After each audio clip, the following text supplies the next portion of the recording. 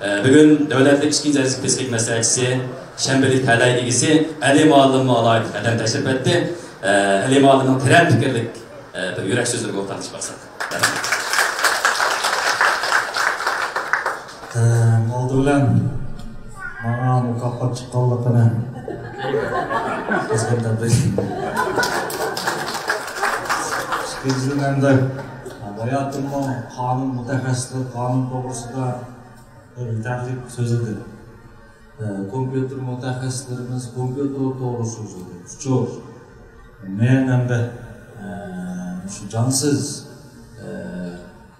buyum narsalarga raskat qilsam cho'nqur ko'z qarashim yo'q. Ammo odamdan azroq tushunaman. Shu azroq odam to'g'riliq so'zlaydi. Benim apam başlangıç toluksuzluk vaqtlarında sınıf 2 yulab qalsam mı tillab urdi meni. Endi mushu balliq davrimdagi hissiyat ta hozir qadar menga hamroh. Hozirgacha bir ish qilsam, birinchi bo'lmasam, atrofimdagi odamlar urib tillaydigandek hissiyat bo'laman.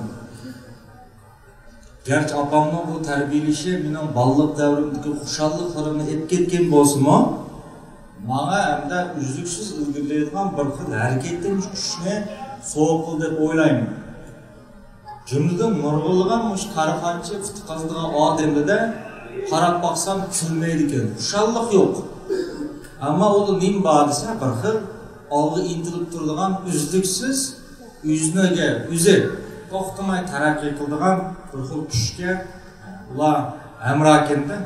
Men bayotdan Ahmetcanning so'zlaridan ko'zdirdim, shuni ko'rdim, xulos deb chiqdim. Agarchi Ahmetcan to'xtamay mushtada taraqqiyot bosqichida bo'lsa-mu, kelgusidagi hilallari, orzu nishonlari to'liq yuksak. Mening o'g'lim ajoyib bir ta'tir bola. Ta'tilam gap qildigan. Deyishida onda uçadigan, yo'qolib ketadigan sunukning kinolarini ko'rsa, biz ishengim kelmaydi deymiz. Ammo mening bolam nim deydi desa, dada mening mushning ishengim kelyotdi deydi. Shu bolamning tili bo'yicha Ahmetcanning hozirgi ro'yxatida kelgusida texnik cho'ng muvaffaqiyat qozonadigan Allohga mening ishengim kelyotdi. Endi men bugun birlama to'g'riliq so'zlab bitib ketaman. Tasavvur. O'tganda bir odam izlab kelibdi. Xotinim bilan 3 yil bo'lgan.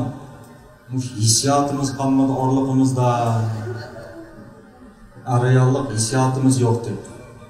Men dedim, undan bugun kechdi berib, xotinimga qarab, bu mening qo'shnimning xotini deb o'ylab.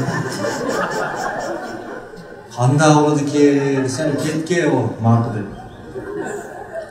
Steve Frutto uni bo'ldi. Hamda avo xotini o'zgarmadi.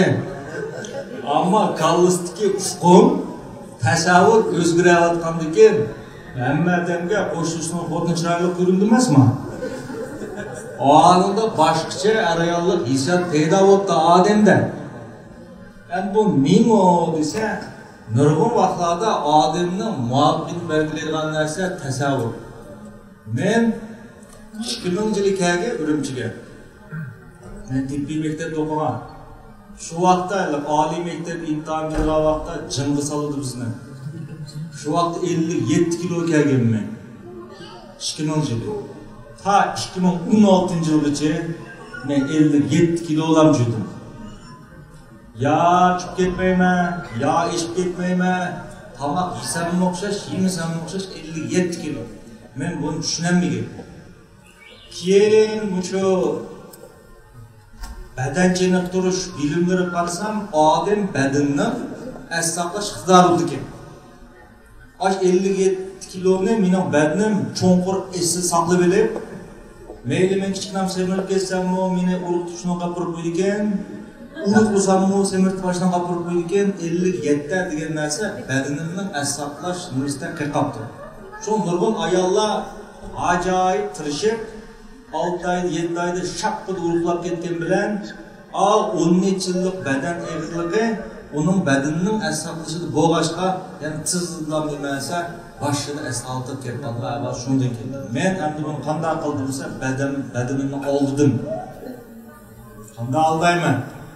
Men kelib men o'zimni to'limi baslik 67 kilo deb tasavvur qilaverdim. Bu tasavvur qilavergandan keyin badanim oldinib bu 57 emasken 67 kim bu degan ko'z qarashga qoldi. Men tamoqimni jiqaytmadim.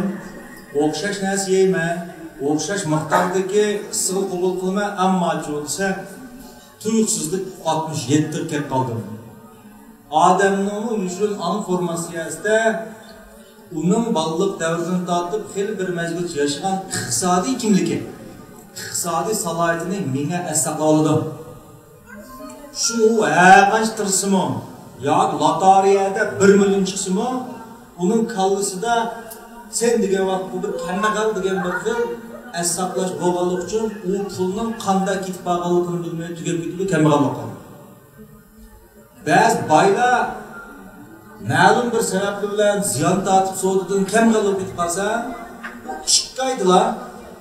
Yoki 2 yilda yana aslidagi boyotib kelib qoldi.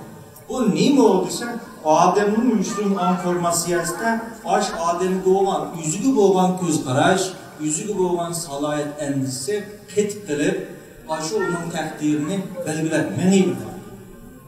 Shuna biz birinchi bo'lib nima qilishimiz keraksa, tasavvurimizni o'zimizda. Biz o'zimizni zodi qanday holatda o'ylaymiz, shuni yengilib ketgandan keyin qolgan ishlar noyat o'ng'aydan o'ziga nima desa, olamlik tartishishning nazariyasi bo'yicha sizga shu sharoit hozirlandi, shu holat kelib qoldi. Şu bazı adamlar aslan öyle püsümü tigit mantiydi adamlar var. Hiyali. Ama bunu hammişleri ongumayıp gidiyor. Bazı bir kızı ballara acayip hiyali. Kelgüs toy diyen oylap mı koymaydı. Ama aşılan ben en yakşı ballarla toy diye bəxtullar bitip bakan. Bazı kızı ballara çukulgandın tartıp bəxtulaşını oylaydı. Mandaqıl, mandaqılsından torqıl, mandaqıl. Uğulu qarısan, tefi hiç tuğdan şu 30 yaşta eşip gitip. Onun da mesele var mıyız? Mesele yok anı değil, hiç kanda mesele yok. Ahlakıda mesele yok, çırağıyla mesele yok, tapanmaydı. Bu nemeden gelip çıkıdı olursa, adamın ballık devletki sahiye dediğen bir neresi var. Bu adamın beklerse. Adam bilip bilmek, tırmışıp en ahir yanı kandak adam kaynıp kalırsa yüzü özgürlüğüne adamlar kaynıp kalır. Bu nereden şundak? Neymiş bu yüzü özgürlüğüne adam kaynıp kaldı? Çünkü ballık devrdeki dadısının yoki anasının sayısı onunla pek tesir kılındı. Şu meyve karxançılık olsun, ilgilik titreş olsun, ben bazı bilen paranmış bakımdan bulanın kötüyüz akıllık mı oldu? Akıllık mı? Bazı akıllık adam var, bilimsiz. Ular qaram keldi. Fitriydi bular. Qaram bo'lgandan bir yer tutishi. Biz bilimli odamlar, ammo aqli yo'q. Ular sal qo'rqanchoq bo'ldi. Endi qanday odam muvaffaqiyatli bo'lsa, aql bilan bilim o'tiradi. Bo'lgan odamlar uni kuchlik. Ularning bir xiyolilar, ham tavakkulchilik, ham bir xil tirishchilik jo'g'inib ketgan. Bular nima ishimdikan desa, biz boylab ketman degan narsaga bular shak shubsiz ishimdikan, rost ola tızlı nimelse büyüktür. Şu her birimiz şeyde meyli nikah, meyli iqtisat veya ki ahad takdirimiz özgürlüğümüzdeykenimiz tasavvur. Allah özlüğümüzden kaldısı ki özümüz tasavvurunu çoğun burumlap ma'lum bir adet etkilib etmesek şu anlık nazariyası boyunca ma'lum özümüz oylagan nişanı berip bulanmayız. Şu müşahede otağın hem ondan bugün Ahmetcan'ın elçi şirketinin uğurlaştırışlar kelgen şu tarihte qatnaşqanlarni ko'rgan to'lim xursand bo'ldim. Ham bundan keyin har bir sonishlarning qutlug' bo'lishini umid qilaman.